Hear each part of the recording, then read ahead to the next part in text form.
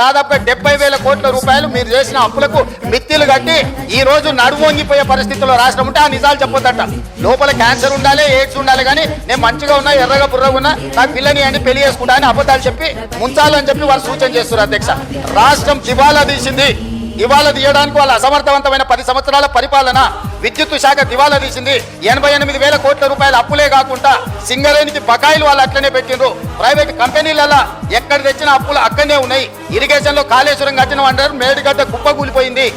ఇవాళ ఆ బ్యాంకులకు తెచ్చిన అప్పులు అట్లనే ఉన్నాయి.